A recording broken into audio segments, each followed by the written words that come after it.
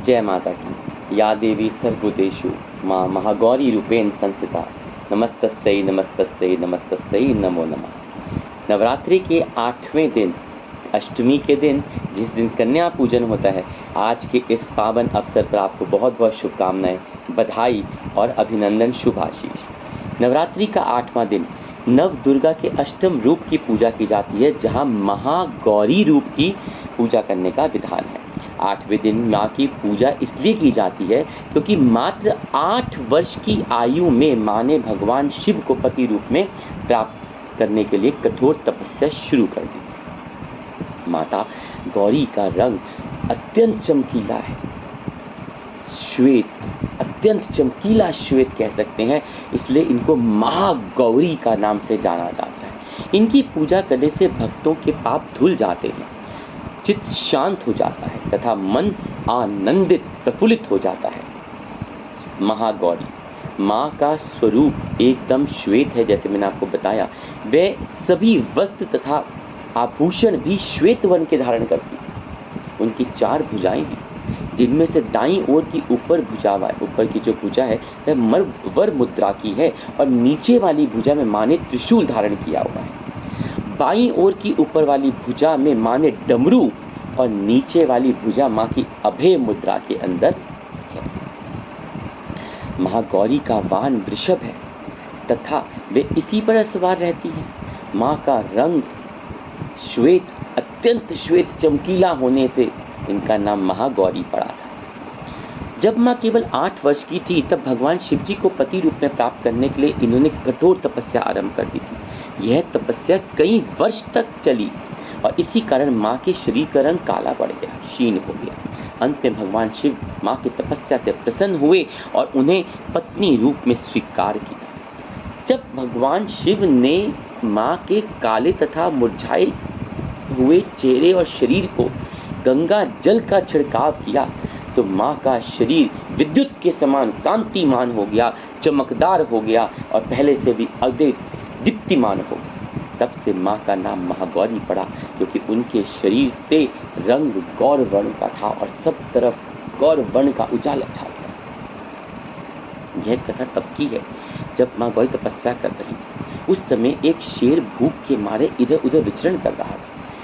तब उसे दूर से महागौरी तपस्या करती हुई दिखाई दी तो उन्हें भोजन मिलने की आशा से वह शेर वहां चला गया और माँ की तपस्या में लीन देखकर उस शेर ने उन्हें बीच में से उठाना उचित नहीं समझा तथा वहीं बैठकर उनकी तपस्या अंत होने का प्रतीक्षा करने लगा। या ये कहिए कि माँ की तपस्या के प्रभाव से वह शेर अपनी जो भूख थी वो भूल गया और वहाँ माँ की प्रतीक्षा करने लगा कि माँ की तपस्या खत्म होगी और माँ मुझे कुछ भोजन दे देंगी।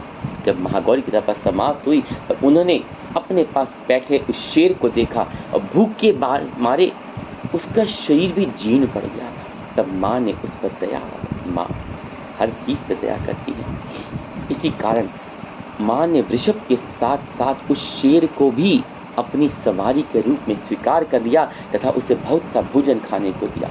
तब से महागौरी की सवारी वृषभ के साथ साथ शेर भी है।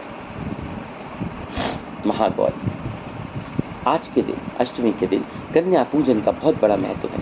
महागौरी की पूजा करने के लिए प्रातःकाल जल्दी उठकर स्नान ध्यान कीजिए, अपना नित्य क्रिया से निमित्त होइए, अपने शुद्ध वस्त्र पहनिए। उसके बाद चौकी पर श्वेत वस्त्र बिछाकर महागौरी की प्रतिमा को स्थापित कीजिए, या आपने जो नवरात्रि में पूजा स्थापित कर रखी है वहीं पे माँ को सब साफ सुथरा कर दीजिए। माँ को हल्दी, कुमकुम, चंदन, दीप इत्यादि से पूजा करें और ऊपर से पुष्प चढ़ाएं, पुष्पों की माला चढ़ाएं, दीपक जलाएं, मंत्रों का जाप करें, माँ को श्वेत पुष्प अर्पित करें और मीठे का भोग लगाएं। बहुत जगहों में तो आज में हलवा, चने, पूरी बनाए जाते हैं और माँ को भोग लगाया जाता है और उसी से कन्या पूजन किया जाता है। क्योंकि आज के दिन कन्या पूजन का विधान भी है, तो कुछ लोग ऐसे उत्तर भारत में तो खासकर अष्टमी के दिन कन्या पूजन किया जाता है। कुछ लोग नवमी के दिन भी कन्या पूजन करते हैं, जैसे यूपी में है, बिहार साइड पे है, ये नवमी के दिन पूजन करते हैं। राजस्थान में नवमी के दिन पूजा करते हैं, बहुत जगहों पे अलग अलग क्षेत्र में अलग है। आप अपनी सुविधा के अनुसार जो या आपकी जो परंपरा चलती है उसके अनुसार अष्टमी या नवमी जिस दिन भी हो कन्या पूजन करिए। कन्याओं पूजन के लिए कम से कम 9 कन्याओं का होना आवश्यक है, जिनकी आयु 2 से 10 वर्ष के बीच में। साथ में एक लड़का बिठाइए, उस दिन लौंगड़ा भी माँ के जो गण हैं उनकी पूजा। आज के दिन विवाहित स्त्रियों को हमेशा सुहागन रहने का आशीर्वाद महागौरी से मिलता है। विवाहिता स्त्रियों को आज के दिन खासकर सज धज कर तैयार होकर माँ की पूजा करनी चाहिए। इसलिए विवाहिता स्त्रियों को आज के दिन, अष्टमी के दिन, महागौरी को लाल चुनर सुंदर सी गोटा किनारी सितारों से जड़ी हुई माँ को अवश्य अवश्य चढ़ानी चाहिए। हो सके तो माँ को श्रृंगार और सुहाग का सामान भी चढ़ाएं। जिन कन्याओं का विवाह नहीं हो रहा हो उनके विवाह का योग बन जाते हैं ऐसा करने से। पुरुषों को महागौरी की पूजा करने से सुख की प्राप्ति होती है तथा उनके जीवन में कष्ट दूर हो जाते हैं। वैवाहिक जीवन अति प्रसन्न सुखी हो जाता है। महागौरी, आपकी कुंडली में अगर राहु परेशान कर रहा हो या राहु के कारण कोई पीड़ा आ रही है, किस तरह का कष्ट हो रहा है, तो आप महाअष्टमी के दिन महागौरी की पूजा कीजिए, क्योंकि महागौरी राहु ग्रह को कंट्रोल करती है।